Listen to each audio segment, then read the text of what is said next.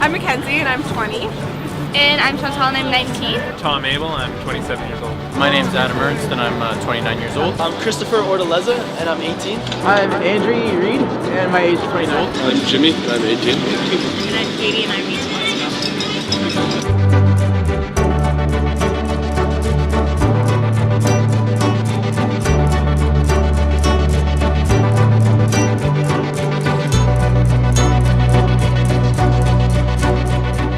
What I actually want to do with my life. Yeah. Like what kind of job I want to go into and what the future kind of holds. Or if there's going to be a job too. Yeah. Obviously when you get a degree in political science, it's a pretty kind of interdisciplinary kind of field, and so trying to figure out how that would translate into a vocation or into a career, I think involves in large part me trying to figure out what I'm passionate about. I guess for me it's more the concern that I don't know what I want to do, and I feel like a lot of people around me do. So there's the pressure to kind of figure it out at an early age. Like, will I even get the chance to do what I want to do? Or will I have to, settle for a backup? When I talk about kind of my passion and the need, I would say that it's an ethical kind of thing that kind of plays into each other. And so I think I try to look at where injustices are in the world and what type of structures need to change. And that's a need, but once I recognize kind of where those injustices lie, then that becomes my passion. I need to make sure that I'm having a good time, but also being successful in school. I think there's starting to be a big shift towards really looking after the environment, or at least there should be. It's something I've kind of in the last number of years really started to think a lot about more.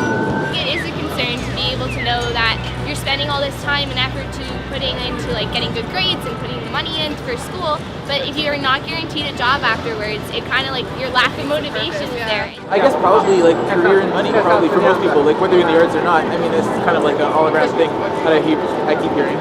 A lot of people are going to school and getting their degrees and then not having a job. Well, I guess what I'm hearing is there's a lot of people who are still in the fields and they're going into like their late ages. So there's a lot of young people who have the credentials but can't get in because the people who are already there are still there. And so there's no point in hiring a new person when you already have somebody who can do the job and who's been doing the job. I think it's really trying to cope with kind of tougher economic times, less job prospects than my parents had coming out of university. They had other challenges, but so kind of trying to figure out how to, again, meet those material needs, but also deal with an increasing influx of information that we have about environmental problems, about social and economic things that we are troubled by, that are very big and very hard for us to capture and see how we can address just as very small people within a very wide world. Everyone will have their phone out texting other people and not like living in the moment that they're in right now. They're literally just like completely outsourcing other people. They're focusing on stuff that's happening not in the moment, but like in someone else's moment, somewhere else in the world or something. And sometimes it can be frustrating because you can be talking to someone, they're just completely not paying attention, and that kind of gets in the way of your interaction with people, and kind of it can cause barriers between people, I find.